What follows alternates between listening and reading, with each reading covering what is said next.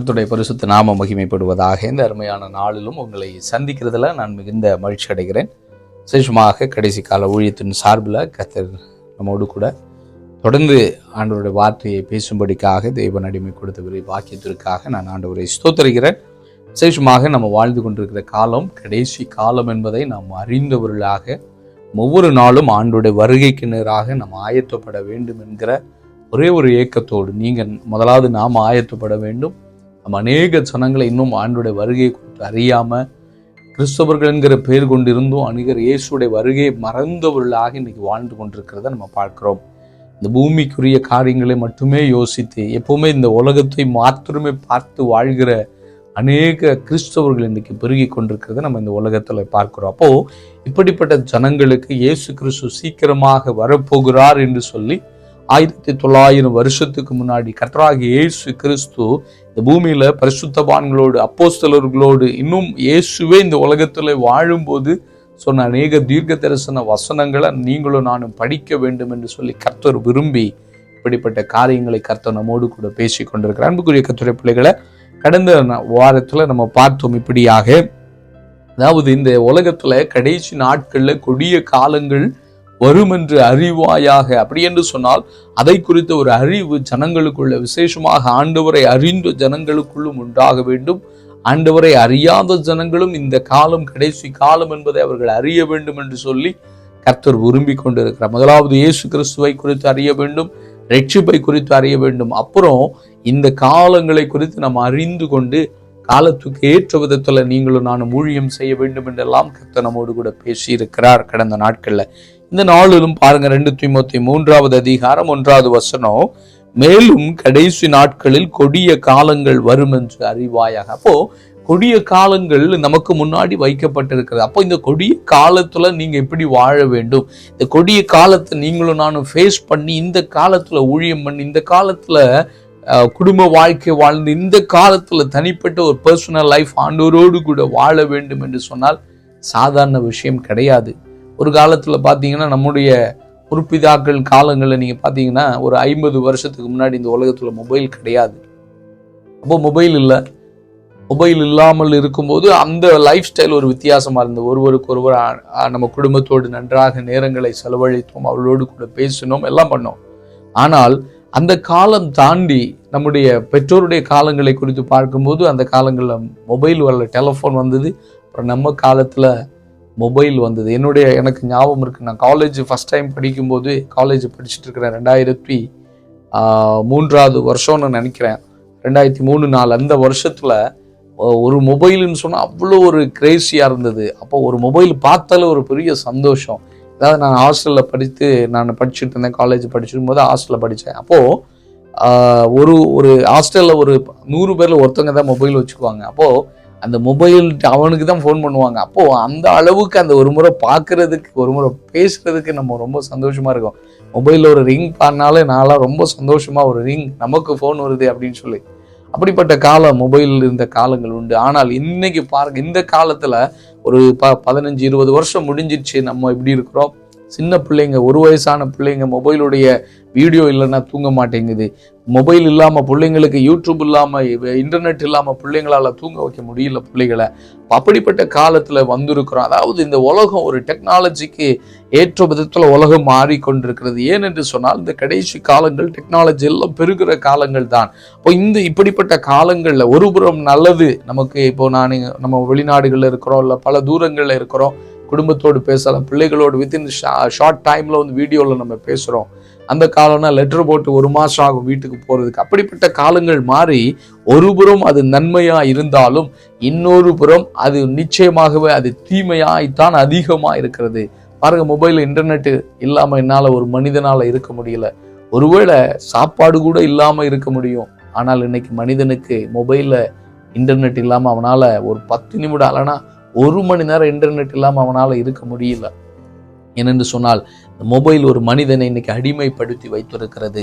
இப்போ இது மாத்திரமல்ல, இதன் மூலமாக அநேக தீமைகள் பெருகி கொண்டிருக்கிறது. இதெல்லாம் ஒரு புறம் நல்லதா இருந்தால் இன்னொரு புறம் நிறைய பக்க விளைவுகள், அதெல்லாம் பல விதமான தீமைகள் மொபைல் மூலமாய் பெருகி கொண்டிருக்கிறது.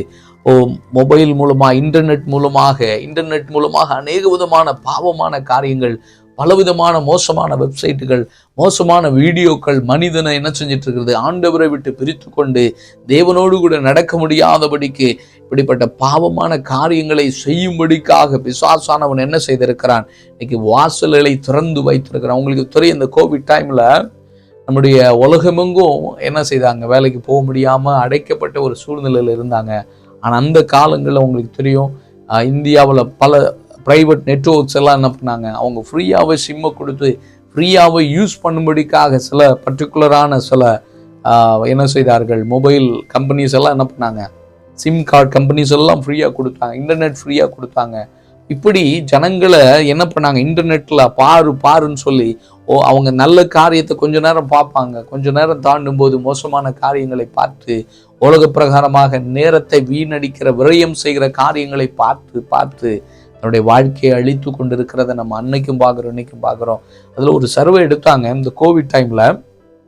அதாவது குறிப்பாக இந்த சிக்ஸ்ங்கிறதான அந்த சைட்டில் போயிட்டு உலகம் தழுவின விதத்தில் அவங்க ஸ்ட்ராட்டஜி எடுக்கும்போது உலகம் எங்கும் இருந்து ஜனங்கள் பார்க்குற அதிகமாக தேடப்பட்ட ஒரு சைட்டுங்கிறது இந்த மோசமான சைட்டுன்னு சொல்லி அதில் குறிப்பாக இந்தியா 2வது இடத்துல 2வது இடம் பிடித்திருக்கு. அப்படின்னா அந்த கோவிட் டைமில் ஜனங்கள் எல்லாரும் அநேகர் பார்த்தது இப்படிப்பட்ட மோசமான காரியங்களை பார்த்து நேரத்தை செலவழித்தது மாத்திரமல்ல, சரீரத்தை அழித்தது மாத்திரமல்ல, பாவமான சிந்தனையிலும் பாவமான அக்கிரமங்களும் அவர்கள் பெருகி கொண்டிருக்கிறத நம்ம உலகத்தில் நடந்து கொண்டிருக்கிற சம்பவங்கள் மூலமாக நடந்து கொண்டிருக்கிற நம்மை சுற்றி நடக்கிற காரியங்கள் நமக்கு அதைத்தான் காண்பிக்கிற. அப்போ நன்மைக்காகத்தான் கொடுக்கப்பட்டது.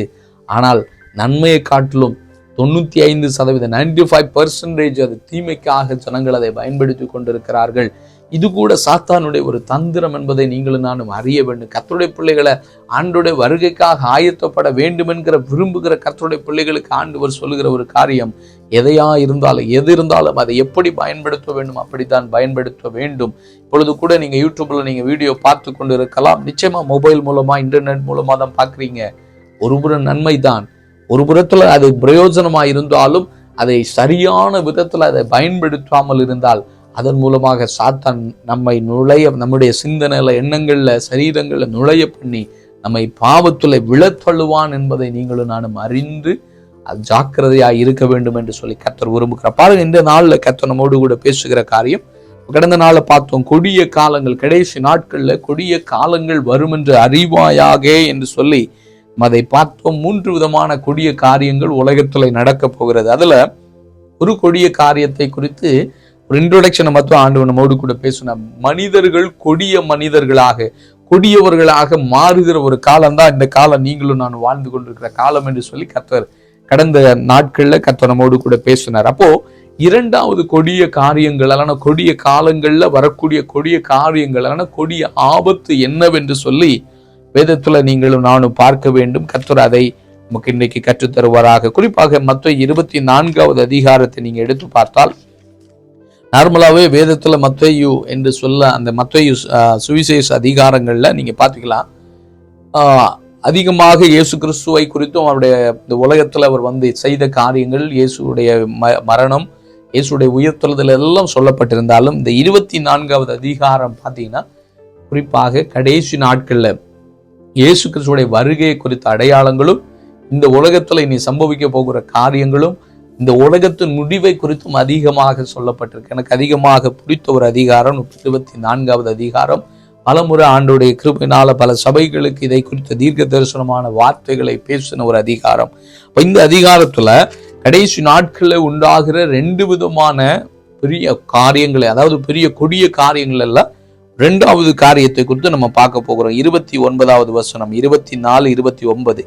அந்நாட்களின் உபத்திரவம் முடிந்தவுடனே சூரியன் அந்தகாரப்படும், சந்திரன் ஒளியை கொடாதிருக்கும், நட்சத்திரங்கள் வானத்திலிருந்து விழும், வானத்தின் சத்துவங்கள் அசைக்கப்படும் என்று சொல்லி பாருங்க. ஆண்டவராகிய தேவன் வானத்தையும் பூமியையும் படைக்கும் போது ஆண்டவர் சூரியனை படைத்தார், இந்த பூமியில வெளிச்சத்தை கொடுப்பதற்கும், அதன் மூலமாக மனிதன் உயிர் வாழ்வதற்கும், உலகத்துல இருக்கிற சகல தாவரங்கள் ஆகட்டும், அனிமல்ஸ் ஆகட்டும், அதெல்லாம் வளருவதற்கும், அதற்கும் மனிதனுக்கும் ஏற்ற விதத்துல தேவன் என்ன செய்தார், சூரியனை படைத்தார். உண்மை, அது நமக்கு தெரியும். சந்திரனை படைத்தார் இரவுல, அது நம்மை ஆழவும் இரவு நேரங்களில் நமக்கு வெளிச்சத்தை தரும்படிக்காக சந்திரனை படைத்தார் என்று சொல்லி ஆதியாகமத்தில் நம்ம பார்க்கிறோம். நட்சத்திரங்களை எதுக்கு படைத்தார்? காலங்களை அறிவிக்கவும், அது மாத்திரமல்ல அதுவும் நமக்கு வெளிச்சத்தை கொடுக்கதாக என்ன செய்தார்? நட்சத்திரங்களை கர்த்தர் படைத்தார்.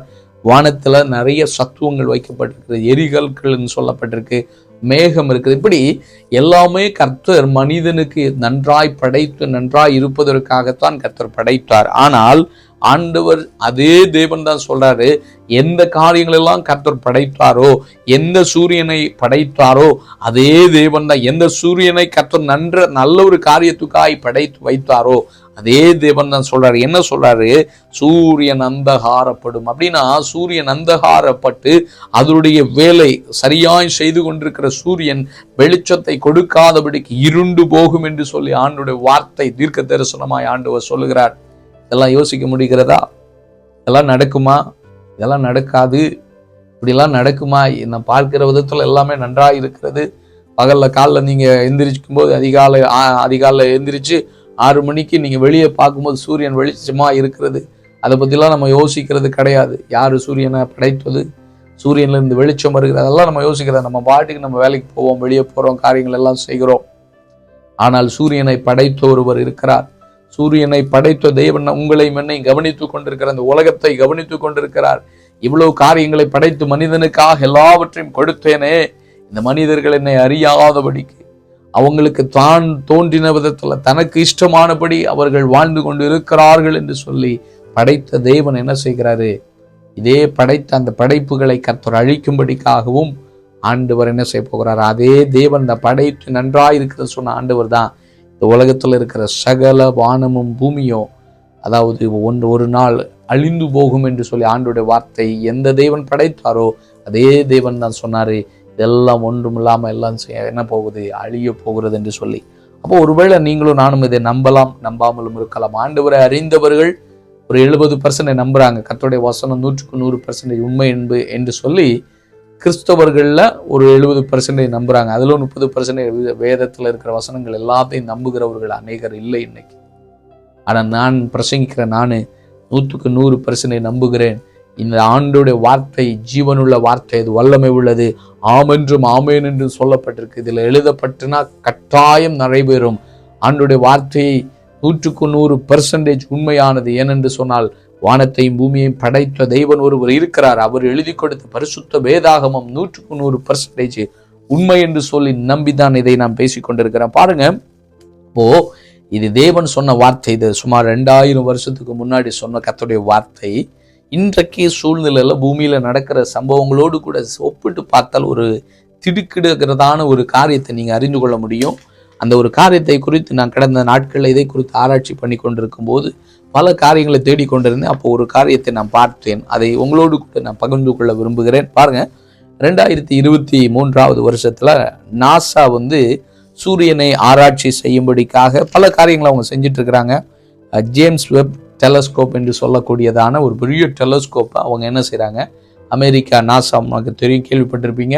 அவங்க என்ன செய்கிறாங்க? சூரியனை ஆராய்ச்சி பண்ணும்படிக்காக என்ன செய்கிறாங்க? அவங்க ஆராய்ச்சியை பண்ணும்படிக்காக அந்த எக்யூப்மெண்ட் அனுப்புகிறாங்க. அவ்வளோ பெரிய சூரியன், அவ்வளோ தூரத்தில் இருக்கிறது, அவ்வளவு பல லட்ச டிகிரி செல்சியஸ் உள்ள சூடை ஒப்பளிக்கக்கூடிய அந்த சூரியனை எல்லாம் செக் பண்ண முடியுமான்னு நீங்கள் நினைக்கலாம். எஸ், அதெல்லாம் கடைசி நாட்கள் ஆண்டு சொல்லாரு, மனுஷனுடைய அறிவு பெருகும், ஆராய்ச்சிகள் பெருகும், இப்படிலாம் ஆண்டோடைய வார்த்தை சொல்லுகிறது. அப்போ அதையெல்லாம் ஆராய்ச்சி பண்றதுக்கு ஆண்டு ஒரு அனுமதி கொடுத்துருக்கிறார். அப்போ அனுமதி அவங்க என்ன பண்றாங்க? அதை ஆராய்ச்சி பண்றாங்க. நாசா விஞ்ஞானிகள் அவங்களுக்கு ஒரு பெரிய ஒரு பயங்கரமான ஒரு திடுக்கிடுகிற ஒரு காரியம் உண்டாகி இருக்கிறது. அதை செய்யும்போது அவங்க என்ன செய்யறாங்க அப்படின்னா கண்டுபிடிக்கிறாங்க, சூரியன்ல இருந்து என்ன உண்டாகுமா? 2025 வருஷத்துல சூரிய புயல் தாக்கக்கூடிய ஒரு ஆபத்து இந்த அதாவது மேகத்துல அந்த சூரியன்ல உண்டாகும் என்று சொல்லி முதலாவது கண்டுபிடிக்கிறாங்க. வானத்துல உண்டாகிற சம்பவங்கள். அவங்க என்ன சொல்றாங்கன்னா, சூரிய புயல் என்ன செய்யுமா? வானமண்டலத்தை தாக்கும் என்று சொல்லி அவங்க எச்சரிக்கிறாங்க. இதுக்கு காரணத்தை சொல்றாங்க, சூரியன்ல இருக்கக்கூடிய காந்தபுல மாற்றத்தினால என்ன செய்யும்? இப்படிப்பட்ட காரியங்கள் உண்டாகும் என்று சொல்லி அவங்க கடைசியாக நாசா ஆராய்ச்சியாளர்கள் அதை கண்டுபிடிச்சிருக்கிறாங்க. இது என்ன பண்ணுமா? நமக்கு தெரியும், நம்முடைய தலைக்கு மேல பல சேட்டலைட்டு இன்னைக்கு இருக்கிறது. இன்டர்நெட்டுக்கு யூஸ் பண்ணக்கூடியது, இன்னும் எஜுகேஷன் ரிலேட்டடான காரியங்கள், இன்னும் ஜிபிஎஸ்ஸுக்கு, இன்னும் அது மாத்திரம் இல்லை, பல காரியங்களுக்கு இன்னைக்கு நமக்கு தலைக்கு மேலே நமக்கு தெரியாமலே பல ஆயிரக்கணக்கான கிலோமீட்டர் தூரங்கள் என்ன பண்ணுறாங்க, சேட்டலைட் வச்சுருக்கிறாங்க. ஜிபிஎஸ் கனெக்ஷனுக்காக சேட்டலைட் வச்சுருக்காங்க, இன்டர்நெட்டுக்காக. இப்போ இதெல்லாம் நமக்கு தலைக்கு மேலே ஓடிட்டு இருக்குது. அப்போ இது உலகமெங்கும் சுற்றி நம்முடைய மேலே மேகத்தில் என்ன செஞ்சுட்டு இருக்குது, ஒரு ஸ்பேஸில் ஓடிக்கொண்டு இருக்குது. அப்போது இந்த சூரிய ஒளினால், அதாவது சூரிய புயல் தாக்கும் போது என்ன நடக்குமா, இந்த சேட்டலைட்டு, இந்த ஜிபிஎஸ் பண்ணக்கூடியதான சேட்டலைட் எல்லாவற்றையும் என்ன செஞ்சிருமா, அழித்து விடும் என்று சொல்லி இவங்களுக்கு ஒரு அதிர்ச்சியான ஒரு பயங்கரமான ஒரு செய்தியை நாசா என்ன செஞ்சுருக்கிறாங்க, அதை வெளியிட்டிருக்கிறாங்க 2023 வருஷத்தில். இப்போ இதனால் என்ன நடக்குமா, இவங்க கணக்கு சொல்லியிருக்கிறாங்க, ஒருவேளை இது தாக்குனா என்ன நடக்கணும், உலகம் தழுவின விதத்தில் பலவிதமான காரியங்கள் நடக்கும். இப்போ பாருங்கள், சேட்டலைட்டை அட்டாக் பண்ணுது. அது ஜிபிஎஸ் கொடுக்குற சேட்டலைட்னு வச்சுக்கோங்களேன், ஃப்ளைட்டில் போயிட்டு இருக்குது, திடீர்னு அதை அட்டாக் பண்ணுது. இப்போது ஃப்ளைட்டெல்லாம் எதை பேஸ் பண்ணி போகுது, இந்த சேட்டலைட்டை பேஸ் பண்ணி தான், இன்டர்நெட் மூலமாக தான், அந்த ஜிபிஎஸை ஃபாலோ பண்ணி தான் என்ன பண்ணுது, அந்த ஃப்ளைட்டெல்லாம் போயிட்டுருக்கு. அப்போ திடீர்னு இந்த சேட்டலைட் கொலாப்ஸ் ஆச்சுன்னா அப்படியே ஃப்ளைட்டெல்லாம் தடுமாறி கீழே விழும், பெரிய விபத்துகள் உண்டாகும். அது மாத்திரமில்ல, எல்லா கம்யூனிகேஷன் சிஸ்டமும் கொலாப்ஸ் ஆயிரும். இன்னைக்கு உலகத்தில் மைக்ரோசாஃப்ட் வேர்டு, மைக்ரோசாஃப்ட்னு சொல்லி நமக்கு தெரியும், கூகுள் இருக்குது, இதெல்லாம் எதை பேஸ் பண்ணி ஓடிட்டு இருக்குன்னா சேட்டலைட் பேஸ் பண்ணி. அப்போது இப்படிப்பட்ட ஒரு பெரிய ஆபத்து வரும்போது என்ன உண்டாகும், உலகமே ஸ்தம்பித்து போகும், பெரிய அழிவுகள் உலகத்தில் வரும். இது நான் சொல்லலை, ஆண்டவர் இயேசு கிறிஸ்து 2000 வருஷத்துக்கு முன்னாடி சொன்னது தீர்க்க தரிசனம். சூரியனில் உண்டாகும் மாற்றம், சந்திரனில் உண்டாகிற மாற்றங்கள் எல்லாம் ஆண்டவர் தெளிவாய் சொன்னார். ஆனால் இதெல்லாம் நம்முடைய கண்களுக்கு முன்னாடி நடந்து கொண்டிருக்கிறது. இது 2025 உண்டாகும் என்று சொல்லி நாசா வெளியிட்டிருக்கிறாங்க. ஒரு பாப்புலர் யூடியூப் சேனலில் வந்த ஒரு செய்தியத்தை நான் அவங்க கூட பேசிகிட்டு இருக்கிறேன். அப்போது இதெல்லாம் எதை காண்பிக்கிறது அப்படின்னா, இந்த உலகம் கடைசி சுற்றில் சுற்றி கொண்டிருக்கிறது. சூரியன் மட்டுமல்ல, சந்திரனில் இதே பிரச்சனை வரும். எரிகற்கள், அஸ்ட்ராய்டுன்னு சொல்லக்கூடியதில், அப்புறம் சந்திரனில் வரும். இப்படியாக எல்லாவற்றிலும் இந்த கடைசி காலங்களில் என்ன உண்டாகும், நட்சத்திரங்களில் பெரிய ஆபத்துகள் உண்டாகும். இதெல்லாம் வருகிற காலங்களில் கர்த்தர் நம்ம கற்றுத்தருவார். இதெல்லாம் உங்களை பயப்படுத்துவதற்காக அல்ல. மறுபடியும் சொல்கிறேன், எதற்காக என்று சொன்னால், ஆண்டவருடைய வருகை சீக்கிரமாய் வரப்போகிறது. அந்த வருகையில் நீங்களும் நானும் ஆயத்தத்தோடு இருக்க வேண்டும் என்பதற்காகத்தான் கர்த்தர் இதெல்லாம் கற்றுத்தருகிறார். நம்ம ஆண்டுடைய வருகைக்காய் ஆயத்தப்படுவோம். ஆண்டுடைய வார்த்தை சொல்லுது, பரிசுத்தமுள்ளவன் இன்னும் பரிசுத்தமாகுங்கள். அப்போ இந்த செய்திகள் எல்லாம் கேட்கும்போது நீங்க பயத்தோடு கேட்கணும், இதெல்லாம் நடக்க போய் எனக்கு தெரியும். ஆண்டுடைய வார்த்தை 100% நான் நம்புகிறேன். வானமும் பூமியும் ஒளிந்து போகலாம், ஆனால் கர்த்தருடைய வசனம் ஒருபோதும் அழியாது என்பதை நீங்கள் நம்பி அவருடைய வசனத்திலும் தீர்க்க தரிசன வசனத்திலும் விசுவாசம் உள்ளவர்களாய் மாறி அவருடைய பிள்ளைகளாய் நாம் மாறுவோம். அவருடைய வருகைக்காய் நாம் காத்திருப்போம். பரிசுத்த பிதாவே, நீர் பேசின வார்த்தைக்காய் நன்றி. இதை நான் நம்பி பிரசங்கிக்கிறேன். இதை கேட்கிற ஒவ்வொருடைய வாழ்க்கையிலும் 30, 60, 100 மடங்கு கனி கொடுக்கதாய் மாறட்டும். இயேசுவின் நாமத்தில் பிதாவே.